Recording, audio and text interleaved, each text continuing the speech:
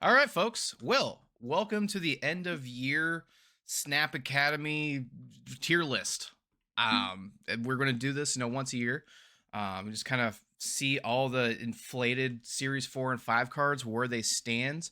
Got our editor, Robert, here, best friend since Well, high school, best man at my wedding. So now you get to see the face behind the guy that listens to my voice probably more than all of you do. With that, we're going to start, series 5, dive on in, and I guess let's get going. Anything you want to add before we get going? no, I think this should be pretty good. I don't know. I'm coming at this as a fairly new player, so I think what I think about these cards and what you think about these cards might be interesting because I only see them every once in a while, and for most of these, they're like daily plays for you. Fair. I don't have a few of them. I think there's like 30 cards I still don't have. So this will be fun trying to gauge kind of where I've seen them. Is there, no, yeah, there's no rhyme or reason to how everything's in. So I guess we'll just start. Oh man, who do we want to start with? I guess we'll start with number 1, Agent Venom. Let's stick him right here for now. So he was our series pass card. I don't know what, 2 months ago, 3 months ago, something like that. It was Three right mo- when I started getting three back months in. ago because he was the one when I first started playing. So at that time, he was huge. Definitely, I wouldn't go great tech because he really built out the bounce archetype, and just kind of helped, kind of solidify it. Also, I guess we'll explain all the tiers and everything. So I moved it a Oh little yeah. bit from what you had. So kind of like our S tier is going to be like archetype defining cards, cards that you need to, build a deck around. So you like your negatives, your Marvel Boys, hint hint, things like that. Bangers, I'm calling kind of like standalone, just good cards in general. Great tech, so kind of like where we put Agent Venom, something that just kind of helps elevate the archetype. General support, so that'll probably be like our Shang-Chi's, things like that. Specialized, going to be probably like your hazmats. Niche tech, more hazmat, never mind. I don't know, specialized tech, maybe we'll figure it out when we get there. Then mids, undercooked, and who they. That's going to be kind of our bottom of the barrel. Undercooked, actually, I'm going to pop up one because I feel like those are cards that have potential. And then mids are just like placeholders for decks, until you get the card you want. And then who they is probably just the Mbaku slot, 100%. Okay, that's sort of what I had in mind. So let me walk through what I was thinking when I put them down. So archetypes. These are cards that I don't know if you. They're almost like not rankable, right? They're the card that makes the deck go. So it doesn't matter if they're good or bad. They are the deck. So they're their own thing. Bangers are like all-star cards. You can drop them in anytime, anywhere. And then I didn't do these as like a straight good to bad from there on out. So I had generalized support and specialized support, which is like good support cards that you can throw in just about anywhere. Specialized support cards that might be really good for like an archetype, but otherwise are bad cards. Like if you get them randomly, you're not happy about it. Same thing for great tech and niche tech, right? Great tech is a tech card that you could throw in just about anywhere and have a good time. Niche tech is something that might work really well within an archetype, but otherwise is sort of a dead card. And then bangers, mids, and undercooked, I just had as like our leftover. Like these are just good cards or fine cards or maybe cards that they need to workshop a little bit. And then why though is like why did they make this card? Wow, I'm super dyslexic, and I've literally read that as who they. That might also work, though I think that's more of like why did they make this character? That's fair. So at least we're on the same page. I kind of ranked it more of like, same options obviously, but I feel like anything like our archetype and bangers are probably worth like 6,000 tokens. Great tech, general support worth 3,000 tokens on a series 4. Specialized or if you have the deck, I guess, with the great tech, and specialized support niche. Maybe if you really want to build that deck, and everything else is wait till it drops a series 3 is kind of also Yeah, my thought. So yeah, Asian Venom, great tech. He's going to sit there. I Oh, put sorry. Agent Venom into specialized support Okay, that's because fair. he's pretty solid if you're playing a deck that wants to boost up your 3 cost stuff, right? Right. He's like your turn 2 after Bass, so everything is 3 for your Cerebro deck. But otherwise, he might kill some decks if you play him. You know what I mean? Like That is fair actually. I know I'll agree because if you're playing Surtur, if somebody drops an Agent Venom from like an Xavier University or whatever, you're fucked. yeah, okay, yeah, you're right. That's specialized because it's all bounce. It's bounce your Iron Man, all your zero costs. Yeah, he's a Yeah. great card if you want to play him. Yeah, that's fair. Okay, we'll stick him in specialized. So, all right. Up next, Ajax. I almost want to put this under archetype because it goes with that kind of hazmat, kind of steel afflict. That's the word I'm looking for. The afflict archetype. Yeah. So I mean, if you like that kind of style, hit him, get him, 100%. Yeah, I had him under archetype as well. He seems like the bomb for that kind of type of play, right? Make everybody else really weak, throw him down. He's fucking huge. Yeah, and kind of we'll do a little deck teching while we're doing this too. If you're playing an Ajax deck, play Luke Cage. It's not that you want the Ajax ceiling to be higher; you want your floor to be higher. So play Luke Cage. There's your PSA. Coming up to Alioth, I feel like he just goes in the bangers. I know he's a 6'9" now, but I mean, you plug and play him 100%. I should play him more, and I'd probably be higher ranked when I'm not building decks, but I actively try not to put Alioth in decks. Yeah, I put him under great tech just because if you're looking for like a straight power play, there's definitely better 6-drops, but geez, what a way to ruin somebody's game. That's fair. No, I agree with that because especially if you have priority, I mean bangers and great tech, kind of the same deal. Like they're worth the 6,000 tokens. I don't think Alioth is going to go down anytime soon. Or if you pull him randomly in a cash, you're gonna be super happy. He's just a good card. I would say Alioth is like you're never gonna be upset if you get him from a cash or whatever. And he does slot into just about any deck. It's just if you're looking to get your side high, there are better options. Yes, I agree with that. Next, we're gonna go Annihilus. I'm between specialized support and niche tech because he's kind of like the support card for your junk and all that. He's seen less play lately. Definitely not the archetype definer that he used to be. Now that we've kind of got better junk cards, I guess no, they've kind of really just nerfed junk in general because White Widow was like the junk card, and then they gave it that out, so it's not nearly as good. It used to be an archetype definer, but I don't know. I feel like we're down here now. Annihilus has fallen from grace. Yeah, I still had him at archetype, but I'm playing at a way lower CL level, so he's still like when you see him, he sucks. That's fair. Yeah, I guess for like lower CLs, like if you're just entering, Annihilus is definitely like an archetype definer, but once you get to like high infinite, then he just kind of falls down here. So I mean, as like a newer player and you like junk, he could definitely be, like a whole new deck for you because you get the hood at like series 1 or 2, right? Might be series 3 actually. I don't know that I have hood yet. I'm not sure. Yeah, we're keeping down here for now. We might move Yeah, later. I think that's totally fair. All right, Anti-Venom. Okay, so this card just came out. I almost think niche tech, like he's cool in like combo decks, so you can get those off. It's just like a different version of Iron Lad, which I think is strictly better, but not necessarily a card you need to go out and get. I kind of want to skip. I'm skipping the Scream, because I'm putting Scream up here, and I want to like have a banger archetype above it. So we're actually gonna put Scream just above Ajax. Ajax, go after Scream. Yeah, because this is one of my top 3 favorite decks now. I remember last year when like we had kind of the baseline for this. You had the Kingpin that destroyed everything. That was a fun time for Kingpin. And they moved everything around. It was fun, but then they nerfed Kingpin. Scream is just fun. If you get Scream, you win. 100%. In that deck, if you get Scream, you win. Even with Kingpin nerfed, the Kingpin Scream combo is rough. All right, Aranya. We are going to put just in niche tech because that is a move card that helps move and makes your Human Torch bigger. Period. Which is good. Maybe we should define tech and support because I think I'm thinking about them opposite the way you are. Oh, are you?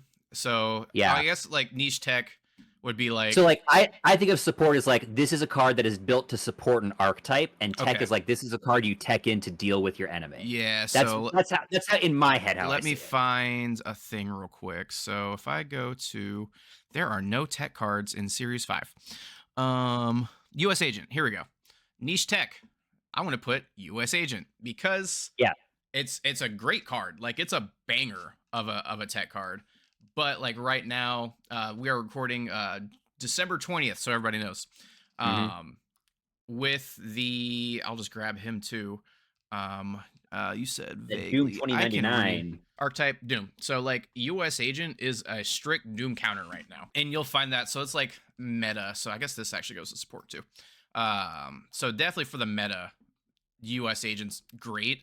But once we go back to like a bounce meta, then he'll be trash and we won't see him again. So For like sure. Enchantress, I guess, would kind of go here too. Right? Yeah.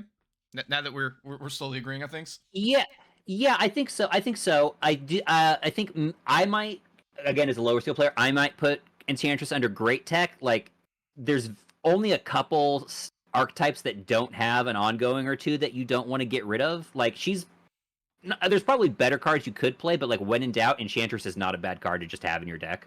Yeah, I agree. Especially with Zabu too. That way you can kind of Right. the old school like Sarah control decks. Those used to be bangers. Airsham, yeah, you just go into archetype.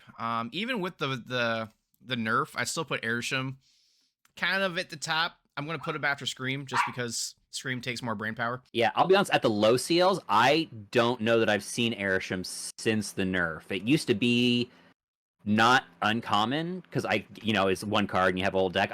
It's definitely dropped off. I think if you don't have some of the higher series support for it, it's not good anymore.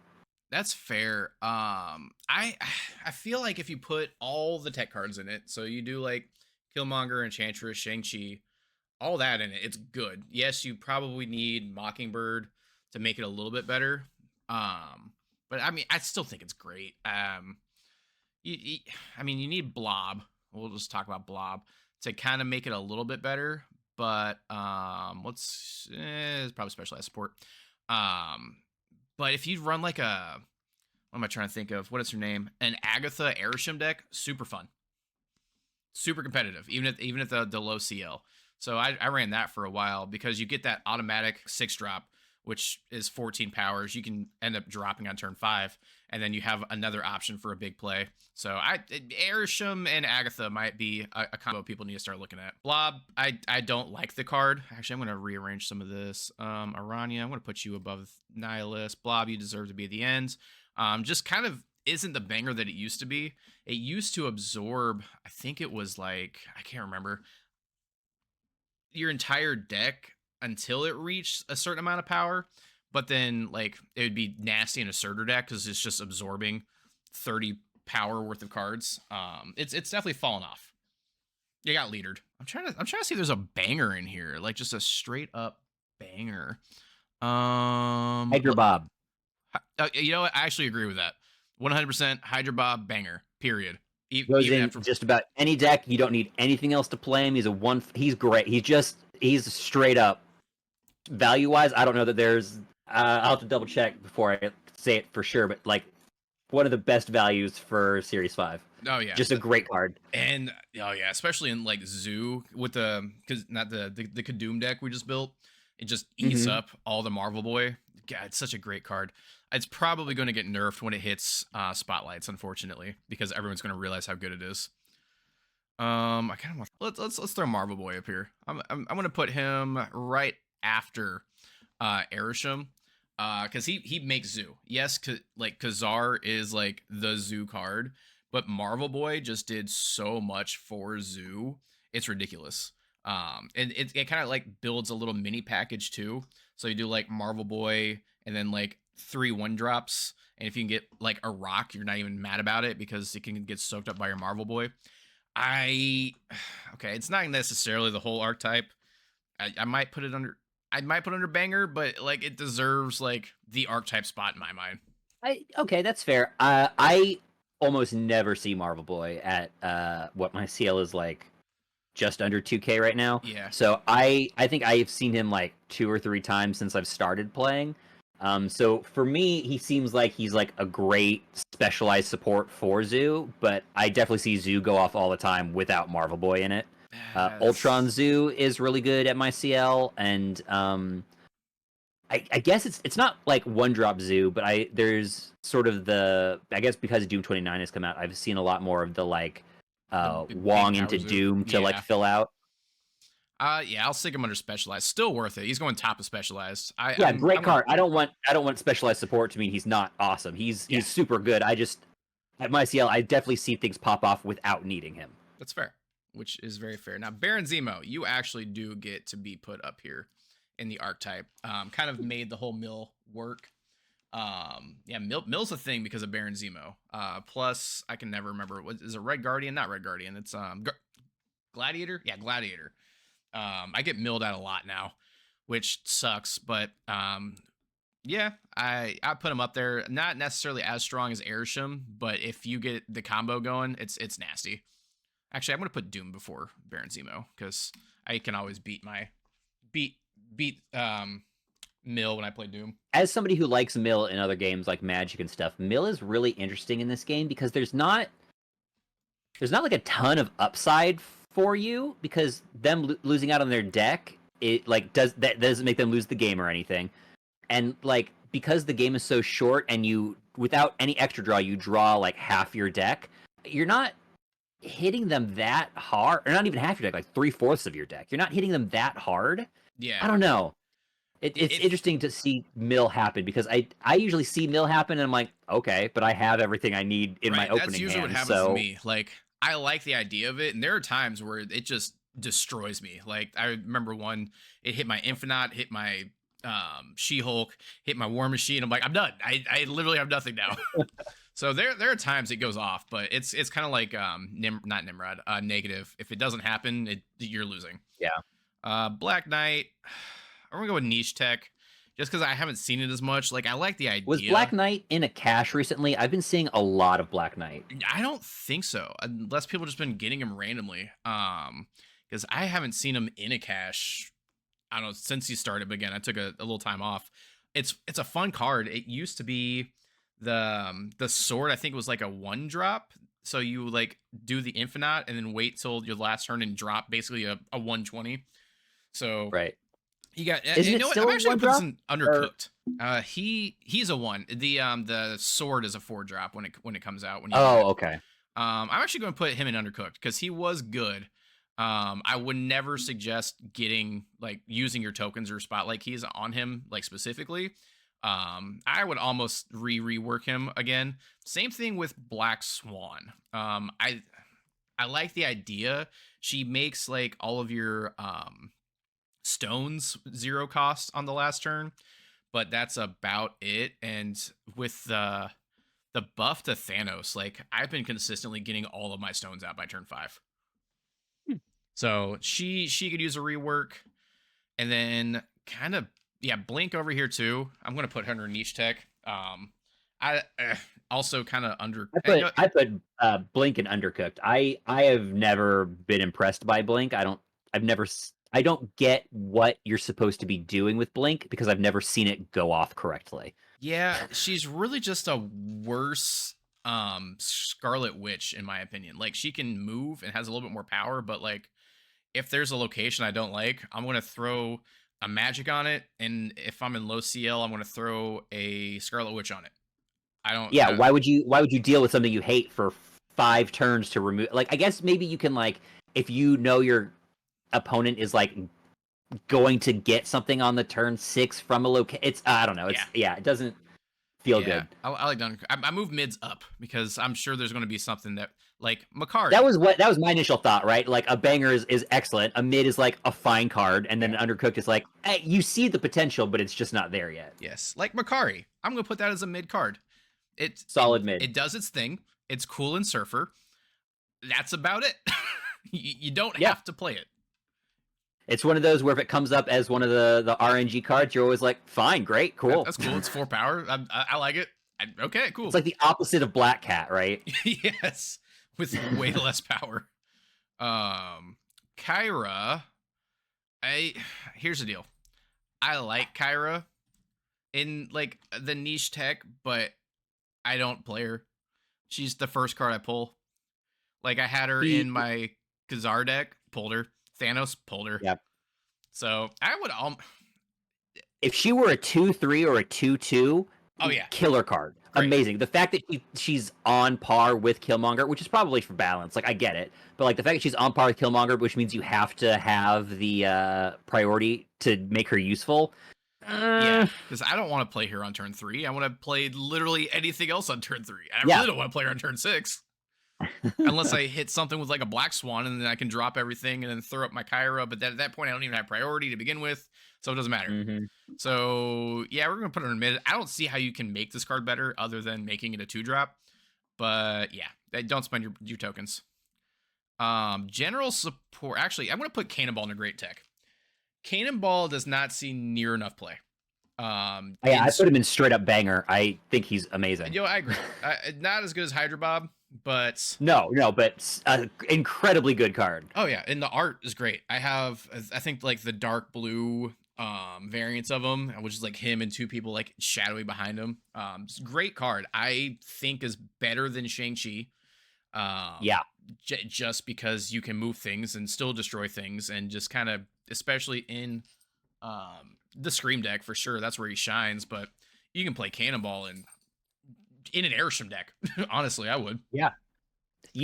I think you could play Cannonball in most decks, right? He's a 5/8, which is a pretty good stat line, and he like if you're in a competitive lane, he's just gonna get rid of something. He's Oh yeah, great, and he's not like Shang-Chi where you have like it has to be over 10 power. He could pop a 9 guy in the face, no yeah, problem. just get him out of there. And if they're trying to zoo out, like anti-Gilgamesh, love that. Yeah, Cannonball, banger. Slept on. 100% slept on. A card that's not slept on, Cassandra Nova. I'm going to put her, with the Airsham nerf, I'm going to put her after Cannonball. Still a banger. Can do also some work. her and banger. Just a pretty good card for a flick decks. Yeah, great card. Great in a Darkhawk deck, too. You just throw rocks at him, then you give him a bunch of negative rocks. It's so mean. This was a free card, too. This was the first Deadpool's Diner reward. They had no idea what they did. Copycat. General support. I mean, Copycat's fun. She's a little random. Yeah. I hate it when I copycat their copycat. That's happened. Yeah. I put her in mids. Because she's sometimes support, she's sometimes tech. She's just whatever your opponent is playing. That's fair. So I would put her. She's pretty solid. I like her. The other 2 though. I agree with mids because yeah, you never know what you're getting, but she's on the high side of mids. I wouldn't hate having her as a card. I hate that like you have to draw her to get her effect to go off. So like if you get it off of Xavier's off of X Mansion, she doesn't do anything. Yeah. But that definitely fun. I wouldn't spend 6,000 tokens on her. Corvus Glaive, however, he's a banger in the discard archetype, which means he's really specialized support.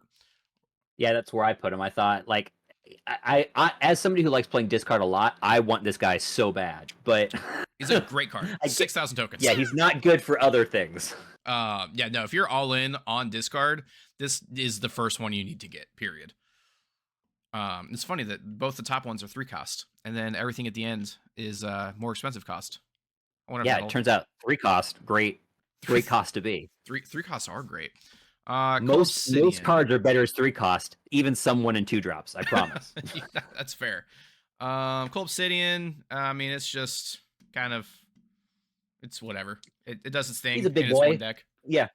He's got a nicer restriction than like Typhoid Mary or somebody, like 410, and all you have to do is have a 1-drop. That's not bad. I'm not upset about that. No, yeah, it's just decent. It's a good card.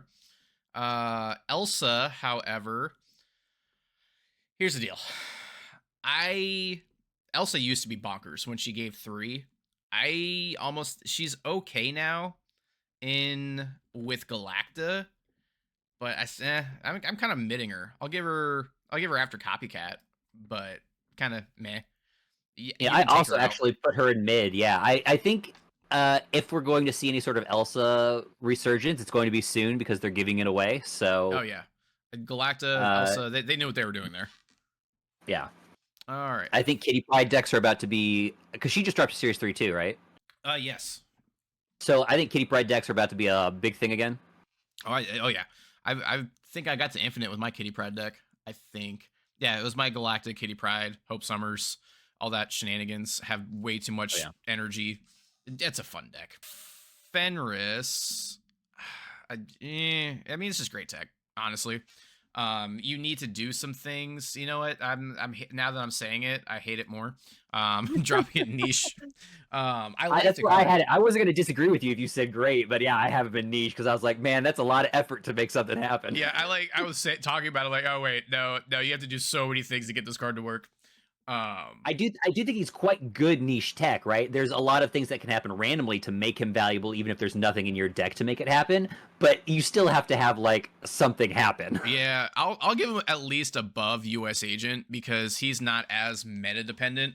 Because Mhm. you're kind of, if you're playing Fenris, you're kind of playing into being able to do something, whether that's with a Shang or you're doing not Blue Marvel, Blue Bolt, Night Bolt, whatever the Inhuman is, Black Bolt, that's who it is. Black Bolt. Yeah, Yes, wrong doing color. doing that that kind of stuff. So he's fun. Okay, I wanted Frigga to work so bad. I wanted Frigga to be good. She's like here. You know what? She's undercooked. 100%. I'll give her the high end of undercooked though. Mostly because I like her. I like the idea of her, but I mean balance wise, yeah, she probably needs to be a 3. Mhm. She's a worse Moon Girl. Really, I put her in general support. I think Frigga is a pretty good card personally. One of those that I guess I don't think I had the keys at the time, but if I did, I probably would have pulled for her. I like the fact that it's the last card you played, so you have a lot more control over it. Yeah, I like the agency. I appreciate that. Yeah, she's a 3 cost. I think that's a good cost. So if you can like throw her down on cloning vets or something, you can just use her a couple times. I've done Whereas that. Moon Girl is one and done, Yeah. right? Like she's gonna fill up your hand. That's your Moon Girl. Yeah, okay. I'll give her general support. I mean, because I don't want to hate her because I like the idea of the card. I've played her. I've had fun with her. She's above undercooked. Like again, I'm happy. Yeah, I having her. don't think she's super high in general support. I think she'll probably be near the bottom of our list, but I do think she can go into just about any deck. Like the idea of you play your a 2 or 3 drop that is like useful to your deck, and then you get a second one. Pretty killer. She works in destroy. She works in bounce. Like Yeah, I do she like her puts in in work. destroy for sure. And then you know what? Just to make me happy, I'm just gonna stick Penny up here. You know, Penny just great, Yeah. great support. Penny, solid card. You know, I think I feel about Penny the way you feel about Frigga. I want Penny to be just a little bit. Penny's pretty okay, but she could be awesome. yes. And I see it, and I want it, and she's just not there. Oh yeah, no, I agree. Like Penny, great card. You get her 100%. Like that, great card. You know everything above, like niche tech, just get it in whatever Yeah. order. But no, Penny, I agree. Penny's great. You know, we'll drop Galactus in here. Now the question is, Galactus used to be here. It used to be number 1. Galactus has fallen from grace, and I honestly, he might be the bottom of the archetypes right now. Thanos and Galactus. Where's Thanos? Let's just find yeah, Thanos is right here. Boop. So Thanos and Galactus have just fallen. I know they've reworked the stones 2 or 3 times and can't Yeah. figure it out. Galactus is just so what's the word? Like you know what's happening.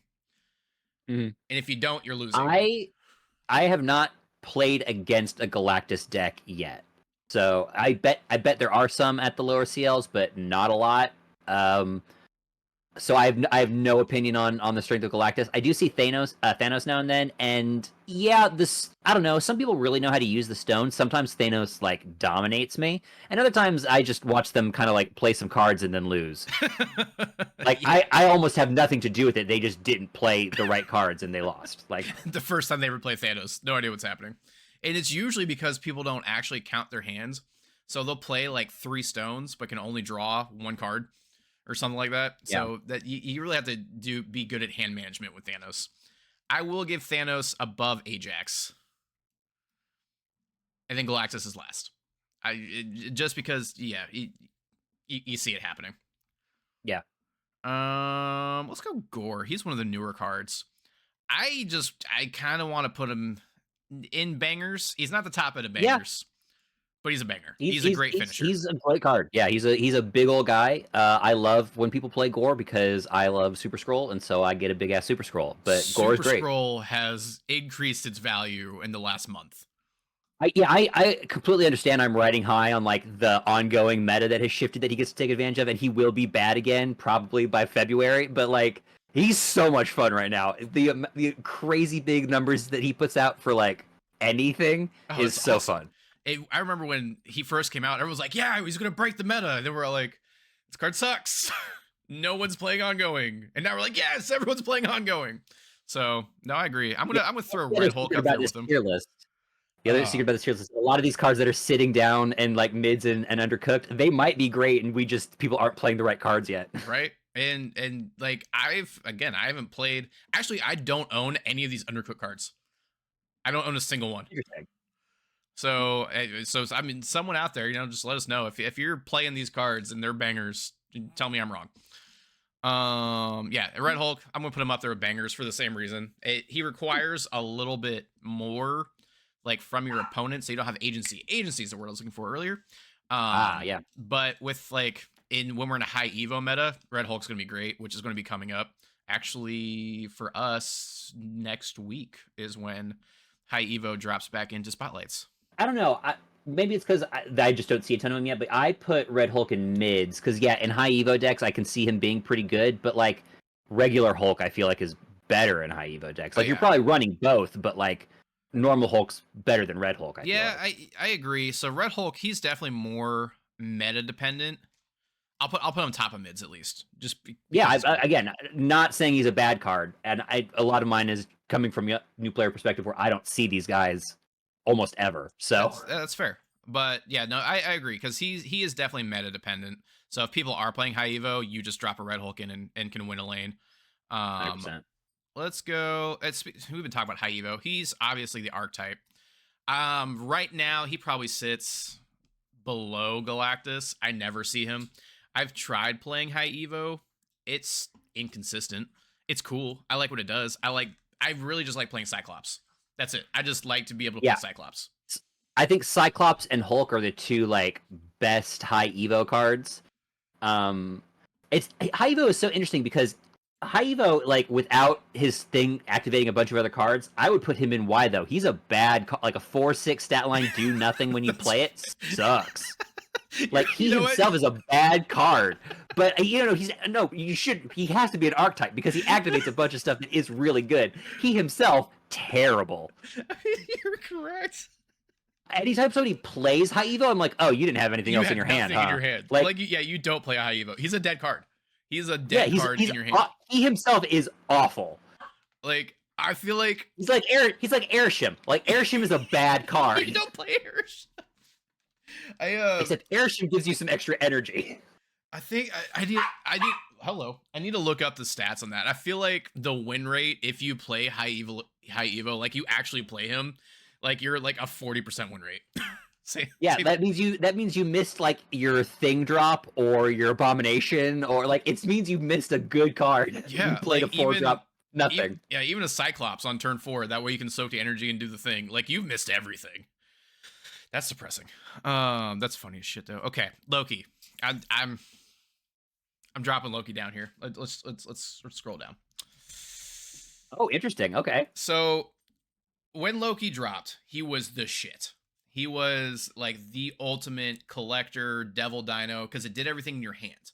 So what you do is you filled up your hands and then you'd Loki and then the collector would pop off by 2. And then since your hand was full anyway, you would fill up your devil dino, or you just have so many cool cards from your opponent that you just drop everything, do the combo, and win. It was awesome. And then it became, I can't remember if they nerfed it, then it became an Airshim card or what, but now it's just literally sits in Airshim decks to thin the deck. Yeah, I mean, it definitely sits for an Airshim card. Yeah, I wish they would just put him back. Just they've done it with some cards. They've put him back after nerfing him. Loki got leadered 100%. Like I will play leader every once in a while. Like if I'm just playing a huge amount of energy, like in my bounce deck where I'm making like 10 energy on turn 6, I'll think about playing leader. But like at no point do I go, Loki's the card that goes here. Not once. Even when I'm playing, like I'm trying to build around Loki, I'm like, I'm gonna take Loki out, put something else in. I'm like, this is no longer a Loki deck. Damn. So If yeah. if they had the if they had the concept of a side deck in Marvel Snap, he'd be an incredible side deck card. That would be cool. Right? Like he could, if the way the game was played changed slightly, he would be incredible. But because so much of it is like a one and done game versus a random player, he's Yeah. terrible. Yeah, But like if in Conquest you could have like two sidecars to swap out, oh my god. yeah, he could be cool in Conquest. He's definitely undercooked, but I'm gonna leave him in Y. He's down there with M'Baku. Period. Fair enough. Gilgamesh, just banger. Yes, he goes in with like Zoo and things like that, but I think he's stronger. Actually, he might be. I'm gonna put him above Gore. Just great card. You can stick him in most decks, especially like with Galacta doing Galacta things. It's gonna hit above its weight class for a 5-drop anyway. Yeah, as long as you have what, two, like I don't know, as a new player, the way I see it is like a good stat line for a 5 card is going to be a 12 power drop, right? Yeah. Because you have Gamora who gets the +4 if you catch somebody. You have Spider Woman who gets -4 on the other side if they're full. So like if you get just 2 other buffed people, Gilgamesh drops as a 5/13, so he's already above rate. Like Yeah. he's a killer card. And he can easily get to a 20 if you're building around it. Mhm. So yeah, Oh, yeah. banger. Gwenpool, however, I almost want to put in Undercooked. I'm gonna I feel the same way. top of Undercooked. Like the problem is Gwenpool was good. There's just no agency on it. And then Galactic came out and then just ripped Gwenpool out of her spot. Mm. Good, but you don't have the agency, and Galactus just a strictly better card. Yeah. I don't know. I like Gwenpool. I like the idea of like random buffs. I think her biggest weakness and the reason like I didn't ever want to get her, like I might try her out if she showed up, but I wouldn't pay tokens for her, is she's a 4-drop. And it's just a little late, like you know, it's a little late to be dropping +6 power to the hand when you only maybe get to play them. Like you have 2 turns, 5 and 6. If you only have 5 and 6 drops in your hand, you're not even getting 2 of her power. Like, Oh yeah, and honestly, if they made her a 3-drop, like a strict 3-drop, so you can play her in Surfer, she'd be a Surfer banger, 100%. You hit the Shaw. If you're playing the Dakin, you can hit the Dakin, do its stuff. So if she was 3, I think that she'd actually have her own slot and kind of upgrade Surfer a little bit, and then it'd be a little bit nicer because you don't have as many cards as your hand on turn 3. Player, boom, Yeah. Bob's your uncle. I think she might be cool if they just cut her in half. If they made her a 2/3 +1 to 3 cards in your hand, yeah, I would play that. that's That sounds chill. fun. Yeah, I like that. And you know, I'm gonna grab Luna here. Luna, I'm gonna just put it in okay, I like Luna. I'm high on Luna. I like the idea of Luna. I think Luna is exactly what Luna needs to be. I think she's balanced. I think she's awesome. And is just a great tech card, especially if you want to do a little bit. She's a better ramp. She's better than Electro. You can do more with her across multiple turns. I like her. Yeah, she's killer. I mean, I don't think that I have any complaints about Luna. I think she's cool because she is still that 3-drop, so she competes with things like Electro and whatnot. And then if you're smart, you can play around it and not give your opponent the energy. So you can play her without downside, which is cool. Yeah, super good. Luna is the slept on card of the season. Very overshadowed by Doom 2099, but awesome. Awesome card. Well, Doom 2099 is fun, and I think that's the big difference. Yeah. Not that Luna Snow is like not an unfun card, but like Doom is active, like to play Doom, and I think this is the reason why Doom goes off so much and people like it, is like Doom is fun to play. That's fair. He like does a thing, and you like can make him do the thing. Which leads me to the next card. I'm just grabbing it. Speed is a banger, but Speed is not fun to play. Speed is a boring card. You know what? That's absolutely right. I had him in mid because I had the few times I've had him in my hand, I've been able to use him, but I've been like, this kind of sucks. But he is good. I won those games. He just isn't fun to play. Great card. He's boring. Yeah. He's not doing anything flashy. It's funny because his name's Speed. He's like, oh yeah, he's going to do some stuff. He does very slowly throughout the. He's just like chipping away. Like, hey, you play energy, I get bigger. It's great card. boring as hell. Get it with your tokens. Forget you have it. Right. I mean, you could put it in decks. So many decks. Mhm. Just leave it there. You know what? I'm gonna go on and he's better than Gilgamesh and Gore. Now that's bold. I don't know how I feel about that. I don't have the requisite knowledge to go that far, but He's yeah, just good. definitely a banger for sure. It's a great card. It's perfect, but he just goes under the radar. Yeah, I'm leaving him there. I'm going to get so much hate. Okay, Hulkling. Yeah, just undercooked. Where's he at? We're down here. Remind me what Hulkling does, because I've only ever gotten it randomly, and so its ability doesn't matter. So it's just a Hulk. So what he does is at the beginning of the game, he just becomes a random 6-cost card. Just any 6-cost card? Any 6-cost card. He gets the ability of any 6-cost card in the game, which could be cool. Okay. I don't hate that. It's a good draft card. Yeah, draft card. I wouldn't want this as a Series 5 card, but if they dropped him to Series 4, I would spend tokens on that. That sounds fun. Yeah, I like the random decks, and that sounds like a killer random bomb. Oh yeah. I do like the idea of Emperor Hulkling. Yeah, I like the idea of him. I'm gonna put him at the bottom of mids, because if he can go off, he's probably as powerful as he possibly can get, being a 6/12 and then possibly also being a Galactus. Right? Crazy. So, okay. Or like being a Hulkling and then also being Ultron. Like, it's crazy. It's like, who knows what happens? Yeah, okay. On this next card, is Jeff still a Series 5 card? According to SnapFan, when I put this together last night, yes. Jeff is still Series 5? Yeah. And here's the thing, as a new player, I think Jeff sucks. Here's the deal. Again, back in the day, back in year 1, Jeff was the shit. Premier card. Put that bad boy anywhere. He can move. You can make him bigger. Jeff's undercooked now. I agree. Yeah, he's a 2. Basically, to me, as a new player, he reads, "I'm a 2/3 Nightcrawler," and I'm like, cool. Right. You can put him anywhere. I get the slight advantage of that, but most other decks have a way to put a guy somewhere else. You know what I mean? You don't need to dedicate a whole slot to it. No, I agree. And Jeff, he was also the poster boy for Snap for so long. That's why Jeff is actually in Rivals, is because so many people in Snap just love Jeff. Jeff became popular because of Snap. Now, here's how you make Jeff great and you continue the Rivals plugin.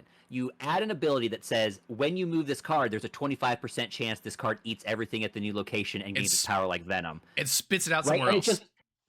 Or it spits it out somewhere else is better, off the edge of the board. I would love that. If Jeff started eating things, I would love that. Yeah, I don't know if that would make him better, but it would make him more fun, as if he moved and then he threw somebody else somewhere because he was chewing them up and spitting them out. That would be a cool way to revitalize that card. I love that. Yeah, Jeff. I'm a Jeff fan. I love how cute he is. I love everything about Jeff. Jeff should not be a Series 5 card anymore. It is kind of mind blowing. A couple of these I'm really surprised are Series 5. Oh man. Yeah, you know what, Kang? I'm just gonna drop Kang down here too. Kang needs a rework. Kang's coming up on a spotlight. This was another card we're oh yeah, when it comes out, it's gonna be awesome. It's not. Daredevil used to be the premier 2 slot with Jeff. It's so weird the way that metagames evolve. That way you're oh yeah, you get the agency, I can see what you're doing. I don't care. I'm going to play my deck. I don't care what you do in your deck. That's my favorite part about Marvel Snap, is with a couple exceptions, most of it is playing solitaire with yourself and trying to get your numbers bigger than the other guys. And that's great. That's a good way to be competitive without making me rage. Yes. No, I agree. I just hate Shang-Chi 100%. That's the only card still. Bro, spoiler alert, I think Shang-Chi sucks. That's fair. He's getting there because people are playing around it so much. And when he pops off, he can win a lane and then you can Fenris. So, but I haven't seen near as much Shang-Chi as I used to. I guess there's just more better tech cards now. Yeah. All right. Well, I also think, as you place Hope, I also think part of it is there are enough cards now that hit 10 plus that you can like divide them up into 3 lanes pretty reliably. And so Shang-Chi can flip a lane, but if you have like a 10 drop and 3 9 drops and you throw a Shang-Chi there, they've still got 27 power. Like Yeah, you can't Shang-Chi everywhere. yeah, removing a 10 drop or 2 10 drops is not going to win you the game unless you're already in a good position. Yeah, Shang has kind of gone down, which I'm cool with. I'm very cool with that. Hope I just put under specialized support. She's good in bounce with Kitty. That's about it. Yeah, I don't know. I mean, as a new player who watches your stuff a lot while he edits it, I want Hope Summers quite bad. The amount of ramp available in the like current meta versus new players is crazy. Like ramp is just so rare at low CLs, and it's so necessary for so many of these like higher tier decks to go off. That's Crazy. fair. Hope is good. Hope is just a good card in general. I don't think Yeah. she's better than Corvus, but because I think you get Not for a discard deck, but I could throw Hope Summers in a zoo deck and that's do great. fair. You know what I You know mean? what? Like, I'll she- give she her can- right after Marvel Boy.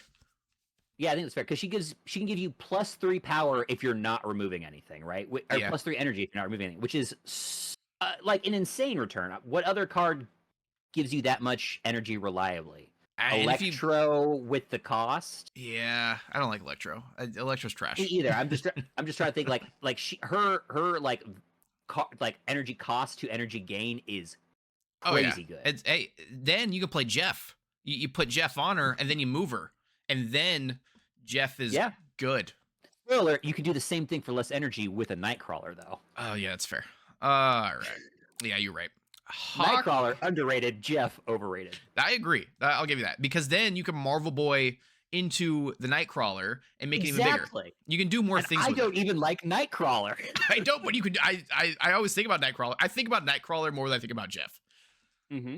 The advantage of being a 1-drop is you're cheap as hell. Like, you take you're fine. Oh man. Okay, I want to put Kate Bishop here.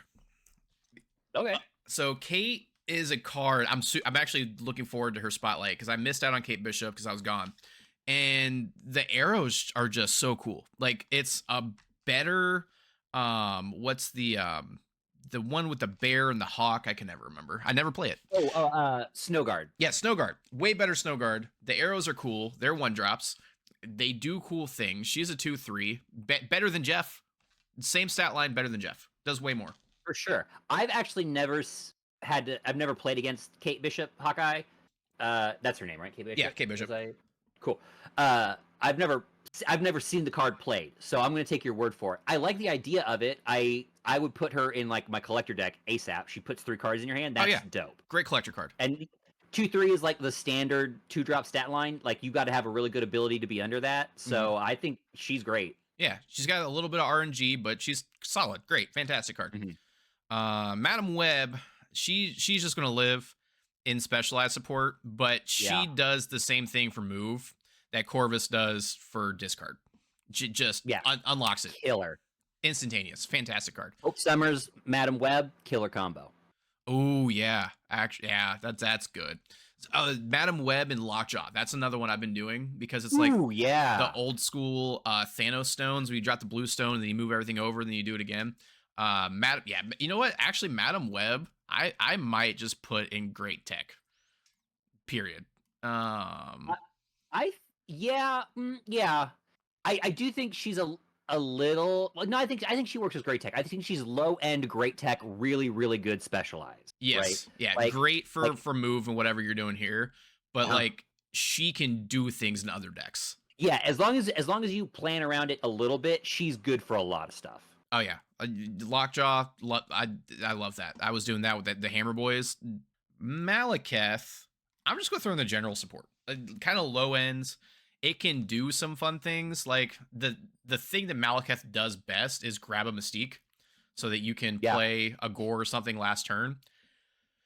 It's not specialized by any means. It does cool things. Yeah, it's okay. Yeah, I think he's fine. I guess he's sort of like a Baron Zemo for your side, right? He just grabs an extra card out. 4-6 stat line, pretty good. Yeah, I think he's fine. I think I just have him in mids. He's perfectly fine to play. Yeah, he's good in discard too. Like he's great at just grabbing another discard card and then playing it last turn, so you can have a bigger Yeah. what am I trying to think? Bigger Dracula there at the end. He's okay, not too crazy. Misery, however, I am going to. I kind of want to do either mid or undercooked. She does cool things. Like I'll put her with Red Hulk because she can do things like in Thanos, pop the stones again. That's cool. But I'd rather play like in a destroy deck, not her, because I don't want to like destroy my Carnage again unless I am guaranteed to pop a null there. I don't know. I just meh. Like she's instantaneously replaceable.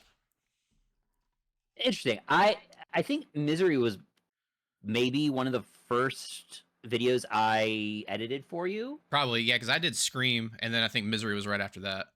Yeah, and so I like Misery quite a bit. Your deck for that worked pretty well, and it made me want to play like a Disrupt style deck. Mm-hmm. I have her in specialized support because if you build around her, she really can set stuff off, right? Like even in a destroy deck, I think there's well, maybe not a destroy deck, but I think she could work pretty well in like a discard deck. Yeah, no, I agree with Right? that. You throw down a Blade, a Colleen Wing, a Lady Sif, throw her down turn 4, and you just tear apart whatever Apocalypse or whatever's in your hand still. Like That's okay. I like that. I'm gonna put her on the lower end, but I think that's fair. But yeah, I don't know. I just my first experience with the game in general was Misery ruining people's day. So I'm like, pretty good. The deck was kind of cooked. I need to go back and play that one. No one's going to see Misery coming. Yeah, because that was your Rocks and Hawks deck with her. So she would just like it's like all right, and then we throw down the rock slide, and then we eat the rock slide. And now you got 4 rocks. You got so many rocks. I just hit you with 2 Icemen. You can't play anything. Yeah, I need to play Ronin again. I love playing Ronin. Oh man. Mockingbird, however, she's specialized support for sure. I mean, she only goes in Shield and Thanos, and that's really it. But she's good. I'm gonna put her. She works pretty well in Zoo. That's true. I'll give her one up on Aranya. Oh, you know what? I don't have her, so I didn't think about it. She might. Well, maybe not. It depends on what you have in hand. She might work well for Doom 2099. Actually, she does. I don't know why. Oh, the only reason I don't put her in is because I'm just so used to playing, 1 card on turn 6. But yeah, and that was kind of what I was thinking about. Is like, well, yeah, I guess you have to play 2 on turn 6, but like if you get 2099 out early, and so you've got your turn 3, 4, and 5 drop, and then you can drop her plus Doom. That's a more power. That is actually more power. That is more power. So, yeah, I'll put her 1 above Hope Summers because she does do a little bit more, and I like her. Like I like the card. Yeah, I want to play her more. I just don't play those styles of decks. Yeah, I mean, I'm just trying to think like because it's any card that didn't start in anyone's deck, right? Yeah. So yeah, I mean, her with a Squirrel Girl and a Shayna is like. That's it. It's free. Yeah. No, yeah, I like her. I think she's worth 6,000 tokens. I'm not trying to shit on her by any means. Yeah, for sure. I think she's a good pickup because she's a good stat line, and it's anytime a card is like do this thing and become free, that's a good card. Oh yeah, no, I agree. She just doesn't do as much. She's just there. She's like, yeah, I got her. Boom. I mean, yeah, she's literally she's high evolutionary apocalypse or not apocalypse abomination. Like that's what she is. Oh yeah, no, I like that. I like her. So good card, just not a powerhouse. All right, Miss Marvel. I don't even know where to put Miss Marvel, like, because you have to build around Miss Marvel a little bit, so it makes her specialized. She's a little niche. I have no idea. Like again, I have never seen Miss Marvel work out for anybody who's played her. Okay, we're going to Undercooked. And that's myself included. Like, I've played, like, she's good with Namora. We're just going to put Namora here right now. Let me scroll down. There we go. So, I like her in a Namora deck. Namora used to be a banger, and then just got power crept out immediately. Because, yeah, then you have, like, Namora on a lane, you got Miss Marvel on a lane, and then, like, last turn you do some stuff. Now Nico, however, I is another card I don't have, but every time I see someone play it, I'm like, I want that card. Yeah, it is good. Just Um, yeah, I'm gonna put her above Hydra Bob, honestly. okay, yeah, I think that's Especially fair. since it's a one Uh, drop and you don't have she's complete agency over what she does, but yeah, like you scroll through it and then like, I need that. yeah, she's quite versatile. Since I don't have her, I don't know how consistent she is in her. Like, does she start with the same ability each time and then it randomizes, I think it or like randomizes and then cycles. So it's like a okay, different but starting like point. she doesn't always start with like destroy or whatever, and Yeah. then it okay, yeah, so she's a little hard to plan around, but yeah, Yeah. I mean, she's good. She's in a shit ton of decks for a reason. yeah, I like all of her abilities. It's just yeah, how do you depend on them? Yeah. They're just you have to hope that they're just a nice addition to your game plan, right? Yeah, which is it's kind of a win more card, which actually Yeah, I I mean, but might she's a one drop, so I'm totally fine. Like as a one drop, that's great. Like because she's not actually it's costing you a lot to that's get your fair. extra Yeah. value. I was thinking like, I hate win more cards in like Magic. Like, because you're already Yeah, doing your thing. Why do you need to do your thing more if you're already winning? But that could actually be in a game that you have to win by at least one power, and it comes down to one power a lot. Win more yeah. is actually kind of good. Nocturne, however, I'm just gonna. I don't even remember what Nocturne does. Is that the one that bounces it back in? It's like the weird mini lockjaw thing. No, oh, I think that one is Blink, and Nocturne is the one you were thinking was Blink, where it's the move and change. Yes, that is correct. So Nocturne, I think they are both about as bad as each other, but I yeah, think they are. which I think we flipped their abilities. yeah, that sounds right. I feel like they look alike too. They're doing like the little dancey thing. They got the arms in the Mhm. same way. No idea. So I will say, actually, with the new stat line, Nocturne as a 3/4 is better. Like her ability sucks less. I think I'd still rather play Scarlet Witch, but like oh yeah, at least there's more more going variability. on. Yeah, you move her. Whatever. Yeah. Proxima Midnight is like the ultimate generalized support card. It does a cool thing. I'll put it with there with Mockingbird. Kind of the Yeah. same deal. You discard it, it drops in. It's good. It's good in discard. Yeah. Makes She's it more like consistent. she's what early players have to use Wolverine for in a discard deck. Yeah. Red Guardian. I'm gonna stick that up here, which is great tech. Turn Yep. off a card. It's the only card that can turn off Dracula. The only card that Super can annoying. really turn off Scream. Oh, another card that can fucking turn off Dracula that got me the other day that I didn't never think about. Lady Deathstrike. Oh Fuck that yeah, girl. that's fair. Normally I don't care about that card at all. Ruins my day when it hits Dracula. Yeah, no one plays Lady Deathstrike until Doom 2099, and we're like, wow, Lady Deathstrike sucks. Like, I don't want to play against that anymore. Because, yeah, it does. It eats up your Dracula, it eats up your Doombots. It eats up a lot of the cards on here, actually. Eats up your Marvel Mhm. Boy. Eats up your Aranya before it goes off. Does it eat up your Fenris? I can't remember. Is it two Yeah, or I think three? it's 1, 2, or 3. I think it's Oh, 1, yeah. 2, So, and 3 yeah, power eats up your cards. agent, your Fenris. Wow. Lady Deathstrike's a good card. Except remember, she's a turn 5, so Oh, yeah, unless she they sucks ramp again. into her, like she's coming at the end of the game. So Yeah, she's really rough on those little guys that get big or whatever, or do like she's gonna hurt your Marvel Boy. She's gonna ruin your Dracula. I don't think. I feel like your Aranya's probably gone off yeah, before Aranya's already done her the thing. Death Striker. Yeah, that's fair. Okay, Lady Deathstrike still sucks. Sage, I kind of, I, she's kind of a bang. She's a banger in negative for sure. After that, I, I don't even know. I might put her here She's in pretty specialized mid. support. I think she's mid. You think she's mid? She could. I think if you build around her, she can be quite good, right? But I think if you just play her, she gets reasonably sized. She can be pretty good value. Yeah, I She guess also by can be a dead herself, card. as a card by herself in a vacuum, Mhm. she's not great. She's not undercooked because she can be played in good decks. But no, Yeah. I agree. Put her next to Red Hulk. That's a good spot to be. Mhm. And then Yeah, I Scarlet mean, Spider. being mid is not a bad place No, to be. Scarlet it's Spider, pretty good. you. Pretty I like good. it. I think it's top of undercooked. Yes, it's a Yeah, 410, but it's random. So like, are there any? Yeah, so like Cole Obsidian is a strictly better card. You don't have to have a one drop down. Boom. Scarlet Spider, you need to do some work at in order to really get it going. With it, see, we're building the undercooked deck right here. We got Namora dropping on top of Scarlet Spider and Jeff doing its thing. So like, it can be like I've seen some pretty big Scarlet Spiders on top of like, what am I trying to think of? Like on top of Shuri. That's always fun. But you got to do some work to get it going. On Cold Obsidian, you don't need to do any work. Zero work. You just gotta play. You gotta play a 1-cost card at some point before turn 4. Yes, there you go. Scorn.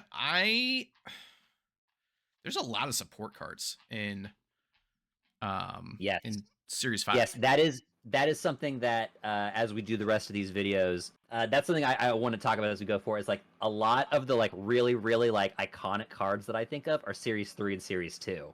And then a couple really good cards are right at the very beginning of the game, and some of them suck when you get them. Yeah, because I'm looking at this like you're just kind of building around decks that you're already building, like with all the dude. You are annoying. What's this new chew? Yeah, like this Series 5, as I look at it, is a bunch of support stuff and a bunch of like, oh, you've been playing this game for a while. Here's some brand new decks to play. Like that's really how the breakdown is. Yeah, 100%. And I'm like going through like Thanos. I feel like was month 4 of the game. Galactus, Hyevo, all like year 1. Everything in bangers that was not. Alioth was year 1. The other ones are great. Specialized cards. I feel like all of these are this year except for like a Nihilus. And then down here, like all the mids. I feel like all of these except for Kang and Loki are this 2024 whatever year we're in. So it's a lot of support cards. Like Sebastian. Yeah, I will say I do appreciate that most of the Series 5 cards are like new releases with a couple exceptions. That means that like a lot of the older stuff does filter down for people to be more accessible, but that's a whole other thing. Yeah. I kind of want to put Sebastian in mids. It's only good in Surfer. That's it. After that, I'm like, I don't want to play you. And even Surfer, I don't play him unless it's high voltage. Interesting. I actually threw him in bangers for low CL. If you have him, he kicks ass. Because you're playing a lot of Okoye, you're playing a lot of Nakia. Silver Surfer has started to come online pretty consistently in my meta because I think I feel like I'm about halfway, maybe 3/4 of the way through Series 3 stuff. So like a lot of that stuff is starting to be more consistent. And he at lower CLs he gets big and nasty. Heard. I'm gonna put him at the bottom of specialized support. It works in a couple decks. It's not terrible. Like I don't hate having him. Like I think about him when I put him in decks. So yeah. Cersei, I don't even know how to think about Cersei. Like fun card, fun factor through the roof. Love the card. Just you change everything on my lane. It's done. It's changed. It could be great. It could not be great. Who knows? I don't think it's undercooked or a mid, but it's definitely just super niche. Like you're playing this card for fun. I think that's fair. I definitely was thinking about it just as like a card to build, put in a deck, and I think it's undercooked for that. But like if you're just here to have a good time, I think Cersei's a great card. Oh yeah, if it's a good time card, top of the bangers. Period. Yeah, it's just so much fun. Going to be a great draft card. They've been talking about it forever, so we'll see what happens. Silver Sable. If they pull it off, great. Oh yeah, 100%. I'm throwing Silver Sable up here with Hydra Bob and all that. Yes, she got a 1 point nerf, but who cares? I don't even think that matters, dude. That is not the value of Silver Sable. It's not. They could make her a -1, and I'd still be like, you should probably play Silver Sable. Yeah, I like playing Silver Sable. Bounce Sable, awesome. Play Silver Sable once, great. I think Diamondback is coming in February. Turns that -2 into -4. Yeah, great. Love that. Mm-hmm. Scar is definitely specialized support, but does he for every 10 drop or every 10 power card he costs 2 less? Yeah, so you need 3 10 drops. Yeah. But if you're building around it, that's not that bad. You can get that. You can probably drop him turn 4, maybe turn 3 if you're real. So, yeah, we're gonna throw him. I'm grabbing Surtur immediately, right after Scream. Scar just you're so right about Surtur. I put him in mids because I wasn't thinking. He is definitely an archetype card. I was like, his archetype kind of sucks right now, so he's kind of a mid card. But no, he straight up is an archetype. Yeah, he's big stupid things. That's his archetype. Big and stupid. And there's a lot of like 10 power cards. Like Arrow. Arrow made a comeback with Surtur when she got that extra point. I have so many Arrow. I don't have quite enough cards or the ramp to make it work, but Galacta plus Surtur fucking slaps. Oh yeah. All those 7 power cards that you can play as 10 power cards. Oh my god. So many. She's super good. Yes. Actually, now that I have Zabu, I might be able to make that work. I should go back and take You should do that. But yeah, I'm not gonna give Surtur more than Scream. I just have a soft spot for Scream. But I would drop Surtur personally. I would drop Surtur below Thanos. Like I think he killed it when he first came out, That's and now I think his deck is not great. That's fair. Everyone was playing it, so we saw it a lot. And again, at low CLs, we just don't have access to a lot of the support that he needs, and that might be why he's bad. But from my perspective, Surtur is kind of It's fair. No, I like that spot. He's definitely up there. It's powerful, but like you don't play tech cards in that deck. You just play big dumb monsters. Yeah, you play as big as you can, and you hope that they don't have a way to multiply Shang-Chi. Yeah, which happened to me on stream. They played Shang-Chi. I watched that. That's great. And then, that's killer. That was an incredible play. That's the biggest brain I've ever seen. Yeah, I love that for some reason they also dropped a Hulkbuster on it. Like that mattered at all. Just bigger Shang. All right. So Symbiote Spider-Man. I kind of want to put under general support. Like, okay, he's not bad. He's a 4/7. But like, yeah, he's great in Galactus, and that's where he's played. And there's probably a few things like I like dropping a Shuri into a symbiote and then doing the Shuri again on top of like a Scarlet Spider. That's fun. But I almost think like I'm talking about, I'd put it, almost top end of Undercooked. I think Activate in general is Undercooked. Just in general, Activate. Yeah. I'd rather it be on reveal sometimes. I say if they gave Activate the option, if you could activate when you played it, Activate would be awesome, like incredible. And I get why they don't, but also they should consider it because it will be more fun. Yes, I agree. But if they did that, Activate like this, like Symbiote Spider-Man, if you could do it on turn, would go top of the banger list. Just straight up. I put him as like thoroughly mid. I feel like the ability to reactivate an on reveal can be good and you can plan around it. But I think like specialized support also makes a lot of sense. Yeah. I'll stick him after Copycat, and then above Elsa in mid. So for series, wow, this is I like doing this because I'm just looking. I'm like, wow, I don't like a lot of Series 5 cards. Yeah, honestly, get ready for what some of these cards are in each series because one of the things that's fun for me as an editor is watching you just like totally misremember or misthink about what series things are. I think you're gonna be surprised when we get to Series 3 how many cards are Series 3 that you think are Series 1 and 2. Oh wow. Okay. Well, great. Here we go. Athena, however, she can almost be an archetype herself.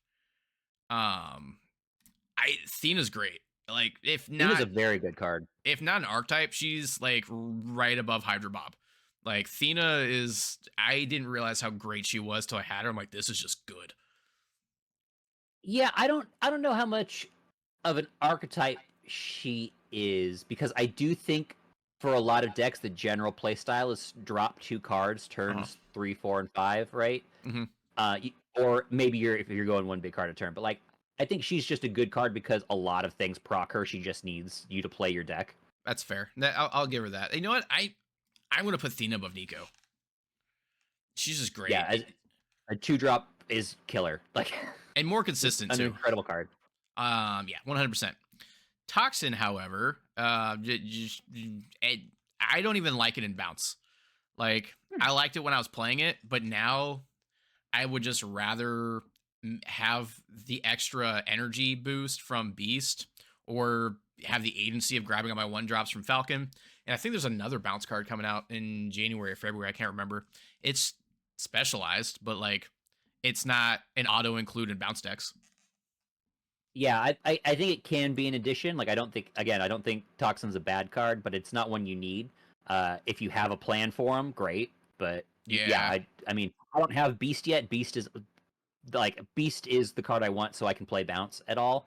Um, so that'll be good. But yeah, Beast is better than Toxin. Yeah, 100%. And it's series 2?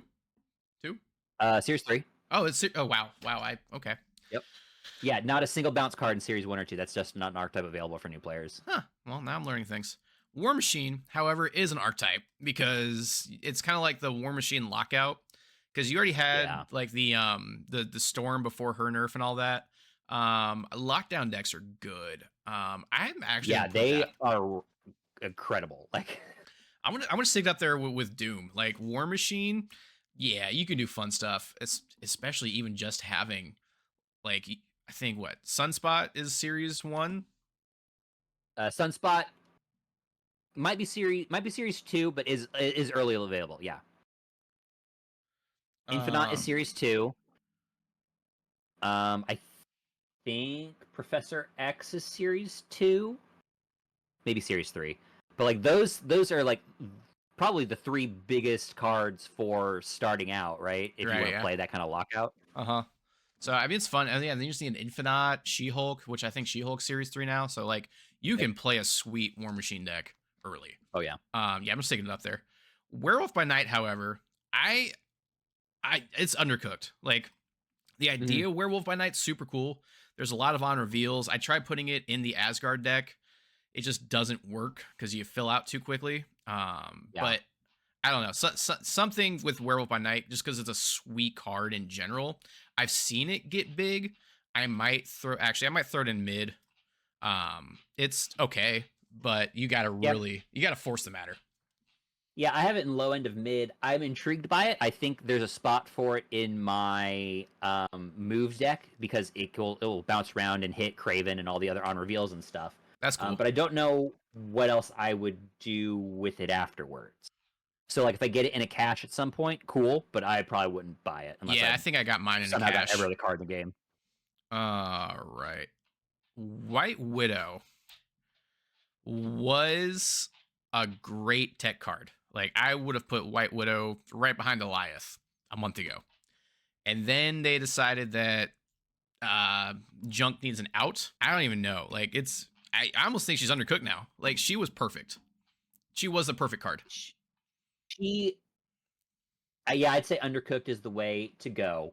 I don't think she's a good card, but I get why they changed her. It would be infuriating to play against her. Oh, I agree. Um, I I don't know what the solution is for that, but like Yeah, now she's just even like a combo card. Like you play White yeah, Widow and then throw Red Guardian, and now they've got -3 on their side. That's what she does now, which is meh. yeah, And then I don't know. I think that she was a perfect card, but I mean, yeah, people hated Junk, which is funny because like Ben Brode, when the game first started, like he was saying like his favorite deck type is like throw rocks at people, throw Junk on their side, do all this, and now they're like, yeah, screw Ben Brode and his deck. Then last card, Wiccan. I think Wiccan's an archetype too. I mean, you do the thing, you get the stuff. It's a more fair version of Airsham, but you have more agency over everything.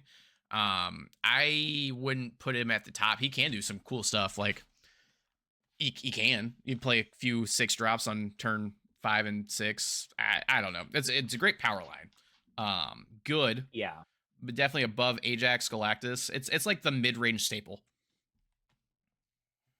yeah. I think that's fair. I think Wiccan does a lot. I also had him in archetype like at the bottom, but I think if you like, yeah, I definitely think there are some Wiccan decks that can be good. I just don't see them that often, and then maybe that's because I'm low CL, but Yeah, I like even me up top. Like I don't own Wiccan.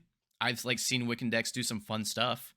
It's I can beat yeah, them. I assume he's great for some sort of like new Sarah Miracle deck, right? Yeah, that's kind of the You idea. you ramp up into him and then into Sarah, and then your last turn you have a bunch of energy and everything is cheap as hell. Yeah, and you can do things easier. I mean, I might actually put Ajax above Wiccan. I don't know. I don't play him, but I know that people do and people like him. So that's Okay. that's what I got. It's a little anticlimactic end to the tier list, but I I mean, mean, look, Series 5 cards are cool. For the most part, they are awesome. There's only a couple that I would say, like, don't get.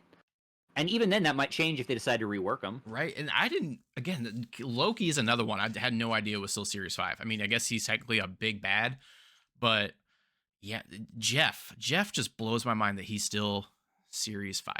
100%. Yeah, as a new player, cards that I'm sort of confused are Series 5. Some of them I know it's because they're new, but just in terms of like what they do, like Baron Zemo, not a complicated card. I don't know why he needs to be Series 5.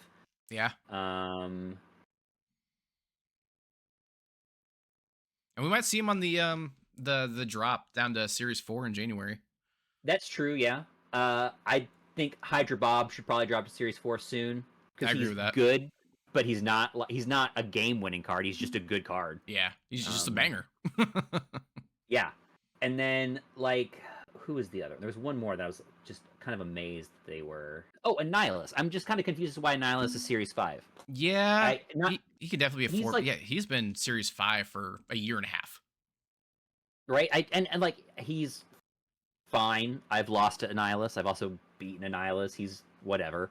I'm confused why he's Series 5 when like, there's not a ton of Series 4. But the Series 4 cards, I think, are pretty good. I would say Scorn and Doom are probably like the 2 best cards of the year when it comes to just like. I love Doom. My deck is not great yet because again, ramp is just not available. Though I did finally spend my tokens to get Zabu. So he's Oh, nice. like a drastic improvement. Like that for new players, I can't overstate how much you should prioritize some form of ramp as one of your first Ramp's cards. good. It just makes everything easier. Yeah, like just a lot of I found a lot of stuff that streamers and people are talking about deck wise are expecting you to have some form of ramp. Yeah. And then you can like swap out whatever version of that will work best for you. But yeah, invest your tokens or spotlight keys or whatever in ramp ASAP. It's so helpful. That's fair. And in Series 5, we have Luna Snow. Mm-hmm. I guess technically Penny. I wouldn't call her a ramp card. Is that really it? She, her Penny Corvus if you're playing discard. Yeah. Wiccan if you're playing a mid range. Hope Summers for bounce. Arishem, technically. Hope Summers is probably, if you can, is the one I'd shoot for, right? Yeah, I agree with that. Hope I'd call the number 1 bounce card. Or not bounce card, ramp card. Yeah. Unless, like I said, unless you have a specific game plan in mind, like you want to play discard and you know Corvus is a better fit, like Hope Summers is probably the one to target.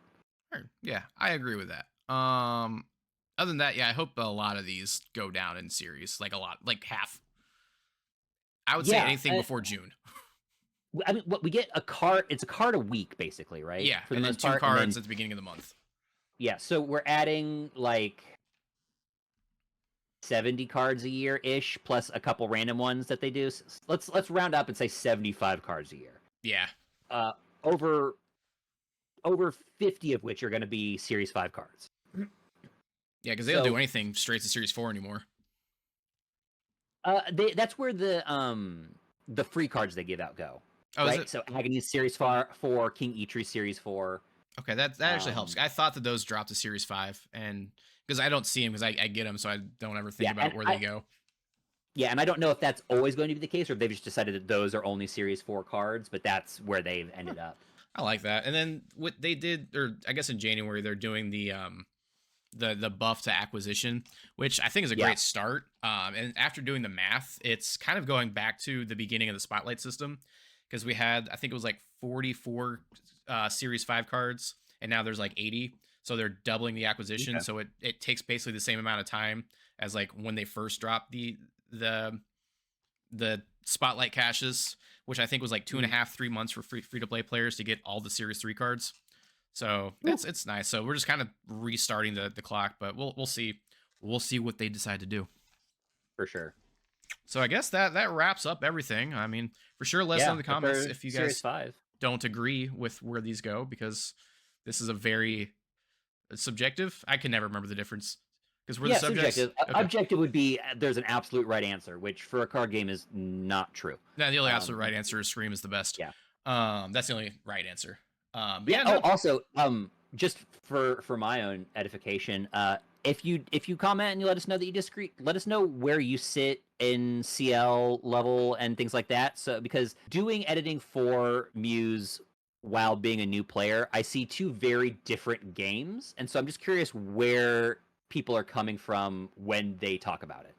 You That's know? fair. No, I agree, which is why I really wanted to have you here because I'm like, I see all of this. I've been playing since beta, and I'm like, I don't know, this is where I see all these things. So yeah, for you, there's a couple cards you're like, yeah, it's a banger. I'm like, that's trash, absolute garbage.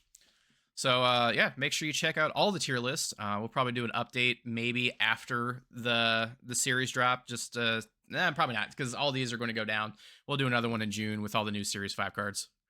Yeah, like I said, well, I mean, let us know how often you want us to do them, right? I was thinking maybe once a year because I like tier list videos, but if you like, you don't subscribe to a tier list channel, right? That's too many too often.